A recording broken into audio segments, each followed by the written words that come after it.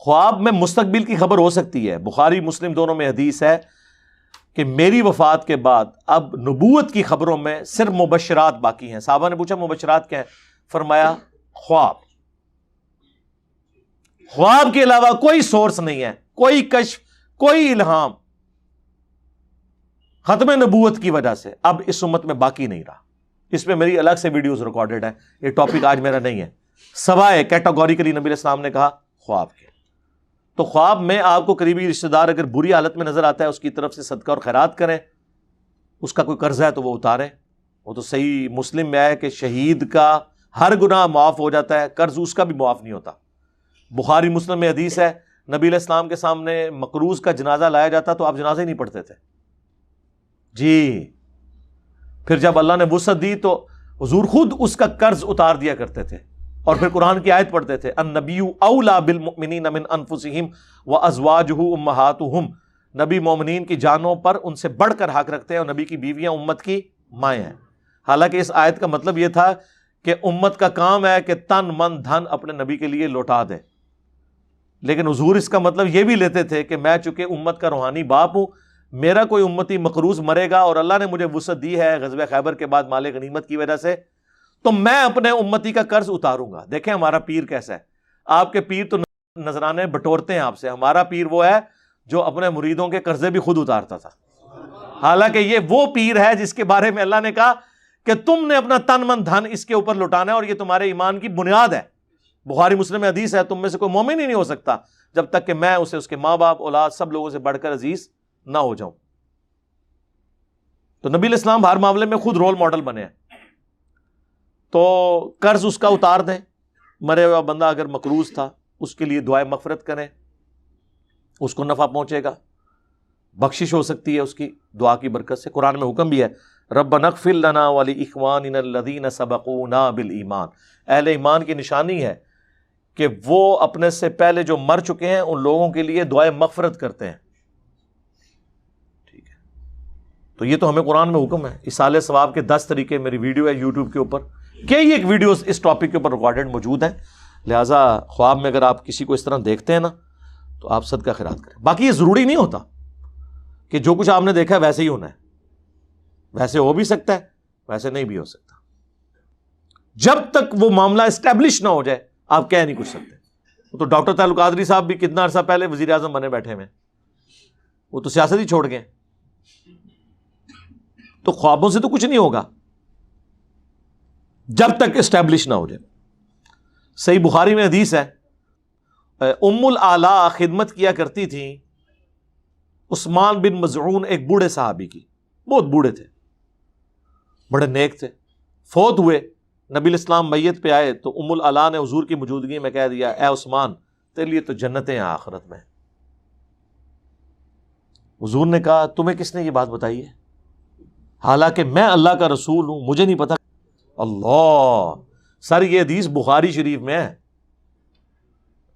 اور قرآن کی آیت ایک اس کو سپورٹیو ہے, سورۃ الاحقاف. اے نبی تم کہو کہ میں کوئی نیا رسول نہیں ہوں, مجھے تو نہیں پتا کہ خود میرے ساتھ اور تمہارے ساتھ کیا ہونے والا ہے.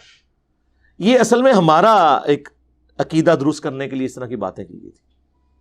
ام الاعلیٰ کہتی ہیں اللہ کی قسم اس کے بعد میں نے کسی کے مرنے پہ یہ نہیں کہا کہ ایسیدہ جنتی ہے, ڈر گئی. پھر کچھ دنوں بعد ام الاعلیٰ نے ایک خواب دیکھا, عثمان بن مظعون کے لیے پانی کا ایک چشمہ دیکھا. پھر حضور سے ذکر کیا تو آپ نے فرمایا کہ یہ ایک اچھا خواب تھا, عثمان بن مظعون کی آخرت کا معاملہ اللہ نے اچھا کیا ہے.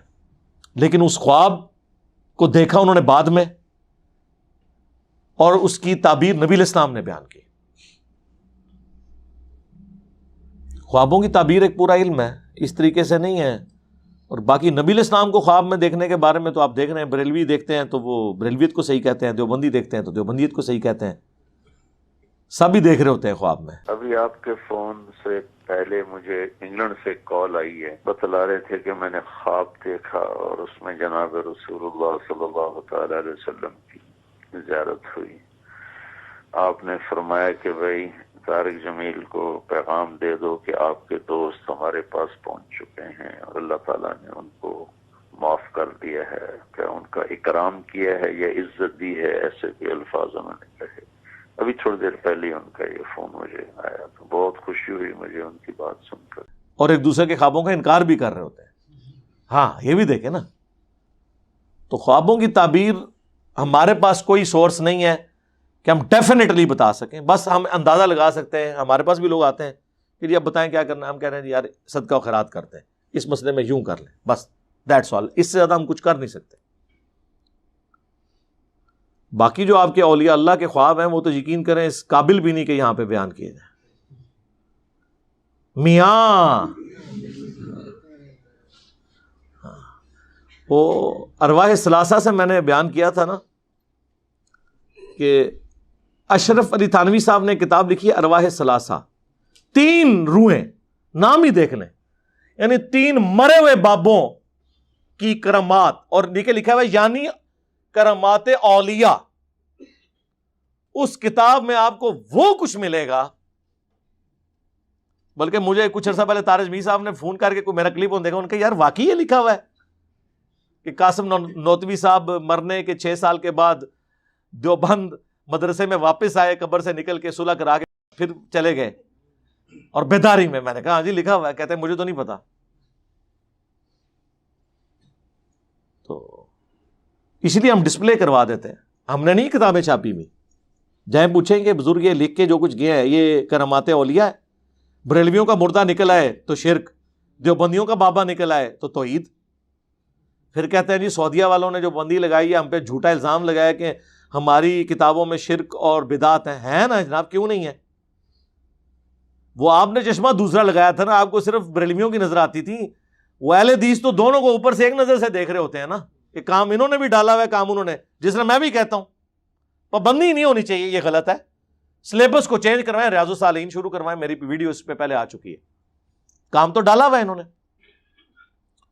اسی ارواح ثلاثہ میں لکھا ہوا ہے کہ جی ایک دفعہ رشید احمد گنگوئی صاحب نے مدرسہ دیوبند کے بانی جو ہیں قاسم نانوتوی صاحب، ان کو پبلکلی کسی جلسے کے موقع پر یا پبلک گیدرنگ کے اندر انہوں نے ان کو پبلکلی چارپائی پہ لٹایا، پھر خود ساتھ ان کے لیٹ گئے، پھر کروٹ ان کی طرف کی، پھر عاشق صادق کی طرح ان کے سینے پہ ہاتھ رکھا۔ یہ الفاظ اس میں لکھے ہوئے ہیں، یہ میں نہیں کہہ رہا۔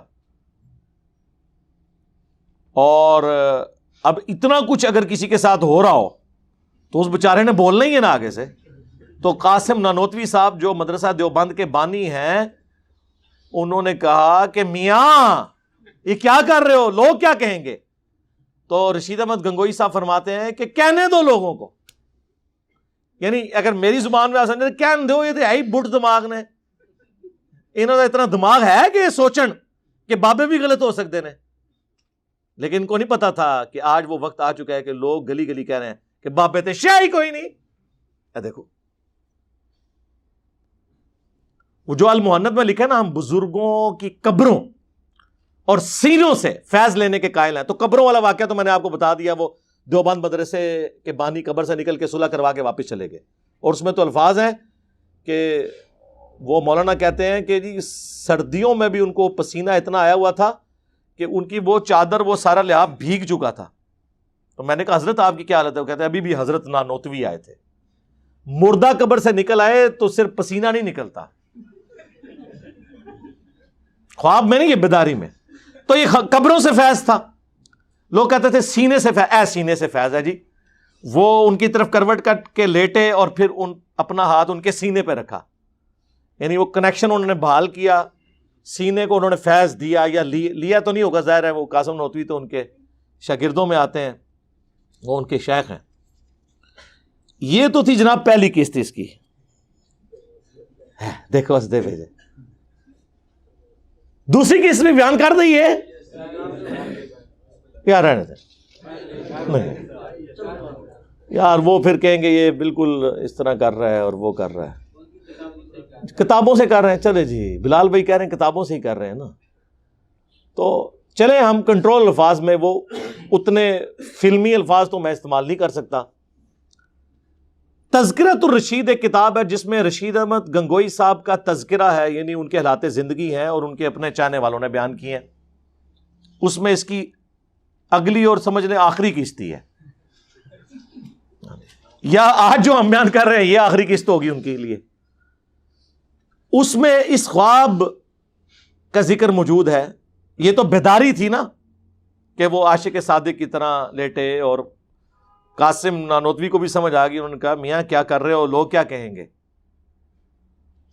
اس کی اگلی قسط یہ ہے کہ تذکرۃ الرشید میں لکھا ہے کہ رشید احمد گنگوئی صاحب کہتے ہیں کہ میں نے ایک رات خواب میں دیکھا کہ مولانا قاسم، جن کو انہوں نے پہلے لٹایا تھا اور سینے میں فیض ٹرانسفر کیا تھا، وہ دلہن کی شکل میں میرے عقد میں آئی ہیں.